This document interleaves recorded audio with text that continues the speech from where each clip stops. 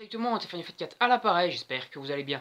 Aujourd'hui on se retrouve pour la review du chapitre 10 de Hidden Zero. On finit l'arc de Sibyl, le premier méchant donc du manga Hidden Zero. C'était un arc plutôt sympatoche, un arc assez rapide qui se finissait en 5-6 chapitres, donc allez, à peu près 130 pages pour ce premier arc du manga. C'est un peu le premier arc qu'il y avait dans Fairy Tail, avec la recherche du livre de Gabi, mon cher Gabi, où il devait combattre l'espèce de conte de je sais plus quoi là, qui pouvait rentrer dans le sol, et qui avait l'esprit Virgo avec lui. Voilà, c'est un peu le même principe, le même délire, c'est assez rapide. Et donc ce chapitre, on commence donc en continuant le combat contre Sibyl, parce que Sibyl, on avait l'impression qu'il se faisait one-shot à la fin du chapitre 9. En réalité, il n'en était rien, il a réussi plutôt à résister au coup de poing de Chiki grâce à son point mécanique magique qui, on apprend, a été créé par Wise. Ce point donc qui va lui permettre au final de se propulser, de résister un peu à différents coups, de mettre des coups un peu plus puissants dans certaines attaques. Donc voilà, donc un point plutôt intéressant. Mais c'est là donc que au final donc Shiki utilise un de ses nouveaux pouvoirs qui est en fait une espèce d'énorme boule d'énergie de gravité, comme s'il lançait une énorme boule d'énergie à la Dragon Ball, une espèce de Genki Dama miniature. Cette technique, qui est donc une boule de gravité, une munition de gravité, comme l'appelle Chiki, et lorsque ça touche l'adversaire, lorsque ça touche quelqu'un, le poids de cette personne est démultiplié, et donc au final, Sibyl s'est écrasée au sol comme une grosse merde à cause que le poids de son corps était devenu énorme. C'est là qu'on se rend compte que son oiseau, l'oiseau qui fait paillou paillou tout le long du chapitre, tout le long de l'arc, n'est au final pas si inoffensif que ça, puisque cet oiseau va appuyer sur une combinaison de touches près du robot de Wise pour débloquer un robot plus puissant qui va prendre Sibyl, enfin Shiki en traite, l'attraper par derrière et commencer à l'écraser. C'est là donc que Pino, donc Pino le petit robot qui est un peu au cœur de cet arc, ce petit robot qui a donc le pouvoir d'UMP, UMP c'est-à-dire de pouvoir paralyser toutes les technologies, va utiliser son pouvoir, elle va se rebeller contre Sibyl et elle va bloquer le robot pour sauver ainsi Chiki. Donc c'est là qu'elle dit à Wise, ouais, t'es pas mon maître, t'es un enfoiré, enfin à Wise, à Sibyl, t'es pas mon maître, t'es un enfoiré, tu maltraites les robots, etc.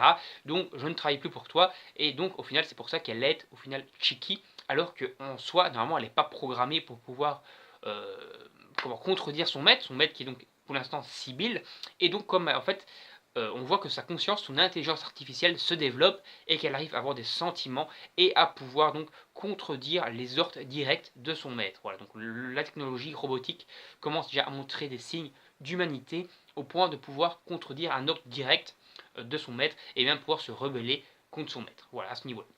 C'est là donc que Shiki va annoncer donc à Pino qu'au final elle n'est pas un robot, parce qu'elle dit ouais je suis un robot machin. Il dit non, tu n'es pas un robot, tu es mon ami, tu as une place importante dans mon cœur, etc. Petite scène un peu nostalgique comme d'habitude avec Mashima, petite scène de l'amitié, voilà. C'est-à-dire tu n'es pas qu'un simple robot puisque tu as des sentiments, tu vois même Pino qui pleure et tout. Donc tu arrives à pleurer, tu n'es donc pas une machine, tu as un cœur machin, donc voilà, tu es humaine, tu n'es plus tout simplement que de la technologie. Donc après ça, ils vont essayer de trouver un moyen pour revenir à leur époque, parce que tout simplement, ils sont toujours piégés dans le passé.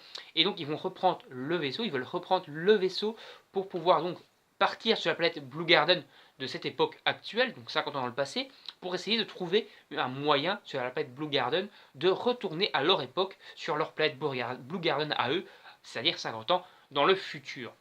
Mais avant tout ça, on se rend compte donc que les flics, qui à la base n'avaient rien à dire dans cette ville qui était un peu dirigée par Sibyl et la mafia, ont intervenu pour arrêter donc Sibyl, comme ils ont été maîtrisés, et donc ils se sont dit c'est à nous d'intervenir maintenant, on va enfin pouvoir se faire mousser parce que les grands méchants sont vaincus, on va se faire du zèle, on va montrer qu'on est les meilleurs, et donc les flics vont arrêter donc Sibyl, etc. C'est là que les flics après débarquent pour arrêter ou faire chier un peu Chiki et Rebecca. Et c'est là que donc Royce leur dit ouais mais vous n'avez pas de carte d'identité, surtout de cette époque-ci, donc ils vont vraiment vous emmerder, donc cassez-vous. Donc c'est là que Shiki, Rebecca, Happy, etc. partent pour prendre leur vaisseau, et c'est là que les flics en débarquant disent tout simplement Wise, c'est Wise, le membre de l'équipe de Sibyl, qui travaille avec Sibyl. Donc Wise panique, et il se barre au final avec Rebecca, Shiki, etc.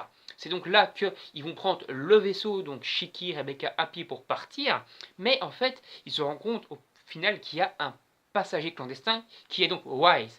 Et donc ça va créer pas mal encore de problèmes et de délire spatio-temporel et temporel surtout, parce que tout simplement Wise qui vient du passé va se retrouver dans le futur et il va donc rencontrer son homologue du futur, et donc ça risque de créer de gros problèmes et de gros soucis spatio-temporels à nouveau, alors que eux ont déjà créé en allant dans le passé, et là ça sera un mec du passé qui va dans le futur, et ça va donc créer encore de nouveau des soucis, mais cette fois dans le futur.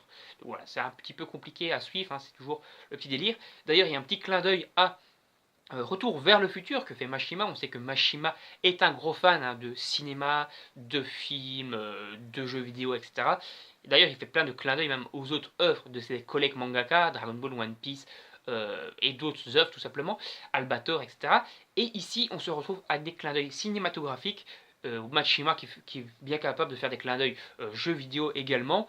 Et ici, donc, c'est du Retour vers le futur. Tout simplement pourquoi? Parce que Wise demande à Happy et Rebecca et Shiki, ouais, vous savez pas de me donner les résultats des trucs sportifs, des compétitions sportives pour les 50 ans à venir. Exactement comme il y a dans Retour vers le futur Biff qui chope l'Amana des sports, donc de 1950 à 2000, il a tous les résultats sportifs dedans, et donc il parie pour devenir riche. Et c'est ce que Wise veut faire, il veut avoir les résultats de tous les paris sportifs pour les 50 prochaines années, et faire des paris pour devenir riche, tout simplement. Bon, Wise au final ne fait pas ça, hein, et il se barre avec Rebecca, etc. Tout simplement parce que de toute façon, ils ne lui ont pas donné les résultats sportifs, tout simplement, à mon avis, ils ne les connaissent pas, parce qu'ils s'en foutent, à mon avis, du sport. Et donc, Wise est donc infiltré avec eux. Donc voilà, donc chapitre terminé comme ça, chapitre plutôt intéressant, on finit à peu près sur un petit cliffhanger encore, Mashima qui a l'habitude de faire des cliffhangers dans cette œuvre-là, dans l'œuvre Eden Zero, à chaque chapitre il y a un petit cliffhanger.